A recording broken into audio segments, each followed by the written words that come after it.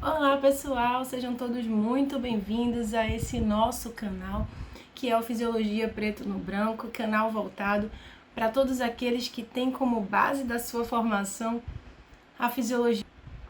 E hoje, iniciando a nossa jornada ao longo dessa formação, nós vamos começar a temática que é o sistema nervoso. E como eu já falei em outro momento, o objetivo desse canal é facilitar a aprendizagem, mostrando que esse processo não pode ser blocado, né? A fisiologia ela tem que ser contextualizada e estudada de forma integrativa. E é assim que nós vamos fazer também com essa temática. Então, não poderia ser diferente, nós vamos começar a estudar o sistema nervoso pelo começo. Isso parece bem óbvio, mas nem sempre é o que acontece. E isso é um grande problema no processo de ensino-aprendizagem da fisiologia e de outras disciplinas também. Então, nesse momento, nós vamos começar falando sobre a origem desse desenvolvimento do sistema nervoso, de onde que ele se origina, como que se formam as estruturas e como ele se organiza basicamente. Lembrando que a gente vai focar no sistema nervoso de animais superiores. E caso você tenha interesse em outros indivíduos, comenta aí embaixo que a gente traz para você. Então vamos lá. A nossa temática do dia no canal Fisiologia Preto no Branco, como já dito, é o sistema nervoso, a origem e a organização desse sistema. Para iniciarmos, a gente precisa se perguntar, mas o que é o sistema nervoso? Então, o sistema nervoso é um complexo sistema de coordenação, de controle das funções orgânicas. E daí a importância por se estudar e compreender tal sistema. Esse sistema, ele não é igual para todas as espécies animais. Então, a gente vai ter uma variação muito grande de complexidade desse sistema. No caso de animais superiores, nós temos a estruturação deste em sistema nervoso central e sistema nervoso periférico, diferente de espécies inferiores, de animais inferiores, onde nem mesmo a estrutura cerebral é formada. Nesse momento, a gente foca, como já dito, nos animais superiores, onde a gente vai descrever como essas estruturas vão ser formadas. Em princípio, nós vamos destacar a origem e a organização do sistema nervoso central e, posteriormente, do sistema nervoso periférico. O sistema nervoso central, nós trabalhamos, então, com o encéfalo e com a medula espinhal, enquanto que o sistema nervoso periférico com os nervos e gânglios, ou seja, as estruturas que inervam, que se ramificam ao longo do nosso corpo. Toda essa organização ela é iniciada por meio do ectoderma embrionário. Então, esse ectoderma dorsal embrionário vai dar origem a uma estrutura inicial, que é chamada de placa nervosa, e essa placa nervosa ela vai se diferenciando, formando o sulco neural e, posteriormente, o tubo neural. Desse tubo neural é que vai se originar o sistema nervoso central. Enquanto que da formação chamada de cristas neurais se forma o sistema nervoso periférico. E é bastante importante se conhecer essa origem, essa iniciação da formação do sistema nervoso central e também periférico, até para se compreender possíveis patologias nesse sistema. Então veja que todo o sistema nervoso central ele é oriundo dessa formação tubular, que é o tubo neural, e que vai se estruturando e vai se fechando ao longo da sua formação. Então, dessa forma, nós temos nesse sistema nervoso central as porções rostral e caudal dos neuropórios, onde a porção rostral é o que vai originar o encéfalo propriamente dito, onde nós temos as porções que melhor vamos detalhar, que são o proencéfalo ou cérebro anterior, o mesencéfalo ou cérebro médio e o rombencéfalo ou cérebro posterior. Então, é dessa porção rostral que vai se estruturar o encéfalo, à medida em que também a medula espinhal, dessa porção caudal, vai sendo formada. E essas estruturas elas vão sendo fechadas, no sentido rostral para o sentido caudal. E daí partem, inclusive, inúmeras patologias na formação do encéfalo ou mesmo na formação medular. Então, veja que isso já serve de guia para a origem de algumas doenças, de algumas enfermidades. Então, dessa região rostral, como já dito, né, só para a gente melhor fixar, a gente tem as porções que são chamadas de prosencéfalo, mesencéfalo e rombencéfalo, todas elas originando, então, se organizando e originando estruturas do encéfalo, enquanto que a medula espinhal se origina da porção caudal desse tubo neural à medida que ele vai se estruturando e se compactando, se fechando. Então, aí a medula espinhal, nós vemos que a sua organização, a partir dessa região caudal, vai resultar em uma estrutura onde nós temos mais externamente a substância branca, diferente do encéfalo, que é internamente, e mais internamente a substância cinzenta. Essa medula espinhal, ela se organiza em 3 diferentes zonas. A primeira zona é a zona que é chamada de zona pendimária ou zona ventricular. E ela vai recobrir, revestir internamente a luz do tubo neural. E é responsável, né, pelo próprio tipo celular que reveste, a gente vai falar mais para frente isso, são as células ependimais, pela produção também do líquido cefalorraquidiano. A zona intermediária, por sua vez, é uma zona de substância cinzenta, como já comentado. Então, essa zona é uma zona rica em corpos de neurônios, tanto do sistema nervoso motor quanto do sensorial. E, por fim, né, a zona marginal, que é formada pela substância branca. Então, nessa região, nós temos os prolongamentos, as fibras nervosas dos neurônios, também sensoriais ou motores. Neste momento, nós vamos melhor detalhar o desenvolvimento do encéfalo a partir das estruturas já ditas, que se originam da porção rostral do tubo neural, que são o prosencéfalo, o mesencéfalo e o rombencéfalo. O prosencéfalo, ao longo do desenvolvimento embrionário, ele se subdivide em 2 porções, o telencéfalo e o diencéfalo, onde o telencéfalo é responsável pelo desenvolvimento do cérebro em si.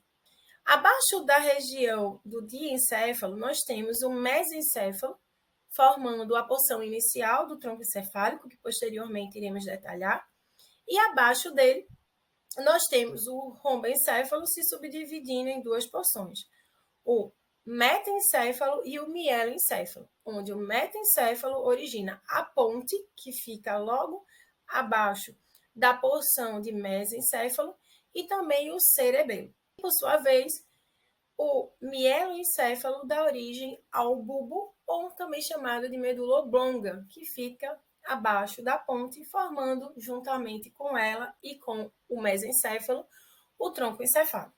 Então, quando nós falamos de encéfalo, nada mais é do que o cérebro com a estrutura do diencéfalo, o cerebelo e o tronco encefálico. Lembrando que esse tronco encefálico nada mais é do que o mesencéfalo, a ponte e o bulbo. Quando a gente fala de cérebro, a gente fala do córtex cerebral, dos núcleos da base, do rinoencéfalo e do diencéfalo, sendo extremamente importante a gente conhecer essas estruturas, a gente conhecer o mapeamento existente dessas estruturas para associar áreas cerebrais com determinadas funções do nosso corpo. No caso do córtex cerebral, ele é representado por essa porção mais externa, substância cinzenta, corpos de neurônios, e, portanto, a região onde ocorre toda a geração de impulsos necessários para que haja a consciência, o reconhecimento, por exemplo, de informações sensoriais ou a geração de planos motores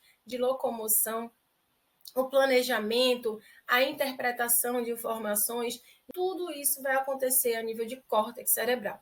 Então, é muito importante a gente lembrar que tudo que é consciente ocorre ao nível do córtex cerebral. Os núcleos da base, por sua vez, correspondem a essa região marcada em azul e que tem também substância cinzenta. Então, o núcleo da base não é o único, mas um dos núcleos subcorticais que formam o encéfalo, sendo de extrema importância para que haja uma iniciação e uma manutenção de atividades motoras normais.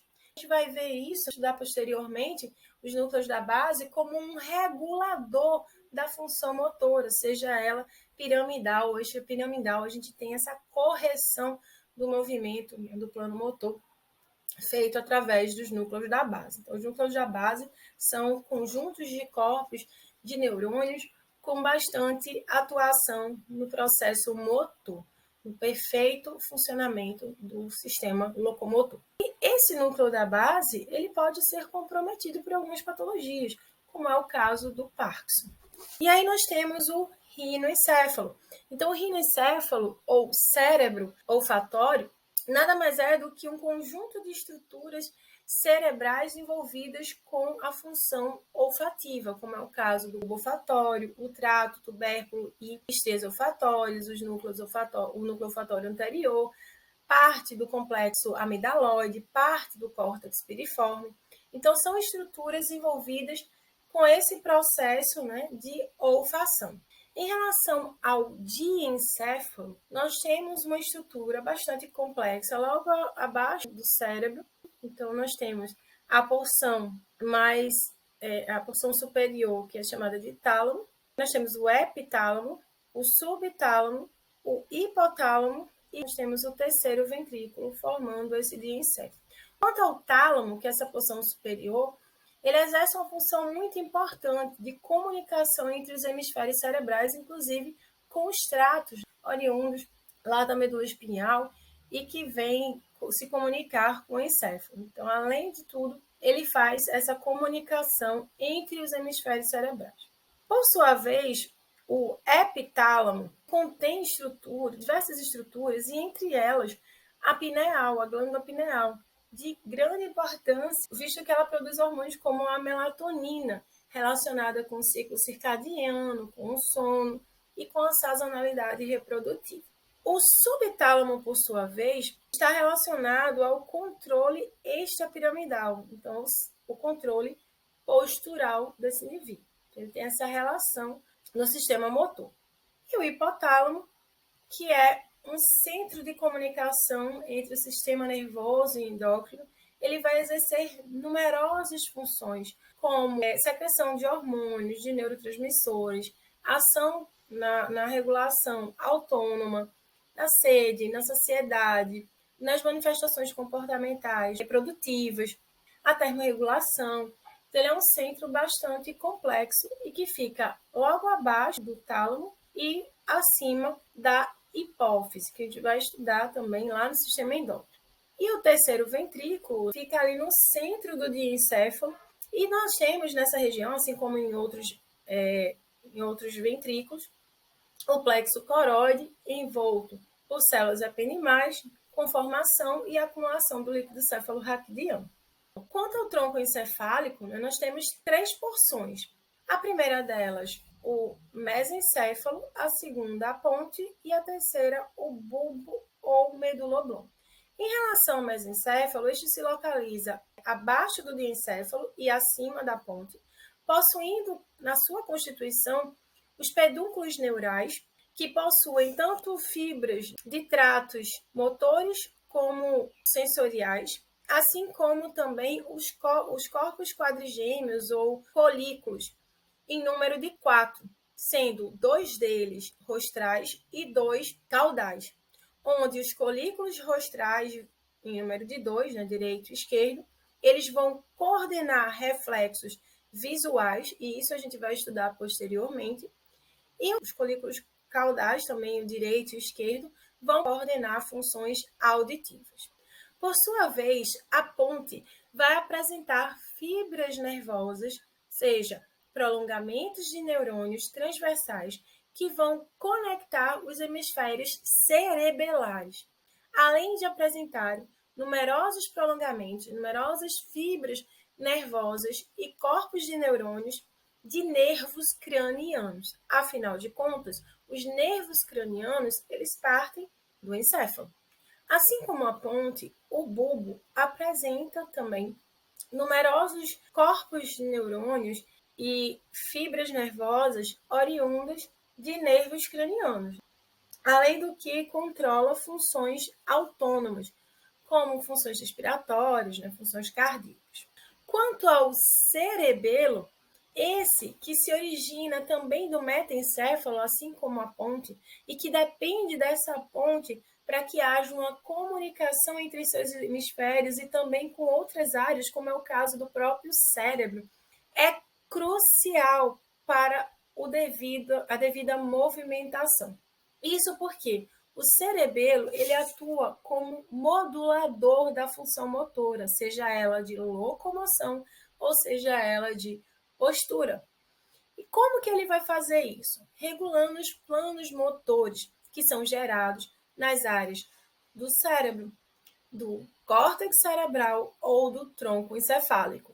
Então, ele regula, ele coordena a função muscular dessa forma, e é dessa maneira que nós vamos ter um movimento, uma postura apropriada. Em virtude disso, lesões no cerebelo determinam a alteração do movimento e da postura. Antes de nós deixarmos o sistema nervoso central, é importante que nós melhor detalhemos o que é o sistema ventricular. Nós falamos do terceiro ventrículo, constituindo de encéfalo. Mas o que é um ventrículo? Qual a importância de conhecer essa estrutura? Então, formando o sistema ventricular, nós temos 3 ventrículos. Os ventrículos laterais, em número de 2, o terceiro ventrículo, que nós já vimos, né, constituindo lá o diencéfalo, e o quarto ventrículo. Esses ventrículos, eles possuem nas suas estruturas os chamados plexo coroide, que são emaranhados de capilares envoltos por células ependimais e que são responsáveis pela formação do líquido céfalo-raquidiano.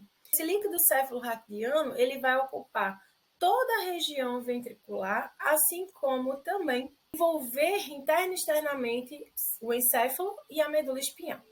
O líquido céfalo-raquidiano consiste num transsudato modificado, oriundo do sangue, modificado justamente nesse plexo coroide, que é envolto as suas paredes vasculares por células ependimais, que são células gliais. Ele é um líquido translúcido, importante como indicativo de saúde do animal. Então, se a gente tem uma alteração nessa coloração para avermelhado, para amarronzado, isso é um indício de patologia, como é o caso de uma meningite. Esse líquido, essa transsudação para a formação desse líquido modificado, ela é ativa e, como já dito, ela é um resultado dessa estrutura que é o plexo coroide envolto pelas células ependimais ou ependimárias. Então, como eu também já comentei, esse líquido cefalorraquidiano, ele envolve todo o sistema nervoso central, inclusive internamente, lá na região do ventrículo e dos ventrículos, e a função básica dele é a proteção. Então, proteção contra choques, contra pancadas e também nutrição. Da mesma forma que o líquido cefalorraquidiano ele é produzido, ele necessita ser reabsorvido para evitar problemas como a hidrocefalia. Então, obstruções que acometam, que comprometam essa reabsorção, vão gerar problemas ao indivíduo. Então, esse líquido cefalorraquidiano ele é constantemente reabsorvido. Só que, nesse caso, de forma passiva, dependendo da pressão dentro da estrutura. E aí, essa reabsorção, ela ocorre em granulações aracnoides presentes na dura mater. Então, a camada, né, aracnoide das meninges vai evaginar em direção à dura mater e é nessa região em que a gente vai ter a grande reabsorção do líquido cefalorraquidiano. E aí sim a gente parte para o sistema nervoso periférico. Então, se o sistema nervoso central se originou do tubo neural e é formado pelo encéfalo e pela medula espinhal, de onde se origina o sistema nervoso periférico? O que é o sistema nervoso periférico? Como é que ele é constituído? De onde ele se origina? Então, quanto a essa origem do sistema nervoso periférico, ela se dá da crista neural, onde as células da crista neural elas vão migrar para regiões específicas durante o desenvolvimento embrionário e, por terem uma propriedade multipotente, vão se diferenciar em vários tipos celulares, como diferentes tipos de células nervosas, de células da glia, melanócitos, ou mesmo derivados mesenquimais, com como cartilagens, ossos e tecido conjuntivo. O sistema nervoso periférico, ele se subdivide em duas porções, a motora e a sensorial, onde o motor ele pode ser somático, como é o caso da gente caminhar, a gente ter uma determinada postura, é uma função determinada por músculo estriado esquelético, e a função vegetativa, motora, como um batimento cardíaco, o movimento respiratório, a dilatação dos vasos sanguíneos. Então, são alterações musculares lisas ou cardíacas. E, por sua vez, o sensorial se subdivide nas porções somáticas e visceral. Então, a gente tem tanto sensações viscerais quanto as sensações externas, né? Como, por exemplo, na pele, na musculatura. E uma diferença bem importante da gente guardar desde então entre esses dois grandes sistemas, o motor e o sensorial, é o caminho da condução da informação. Então, quando a gente fala em sistema motor, a gente fala em sistema eferente ou descendente. Por quê? Porque a origem da função motora é nervosa central.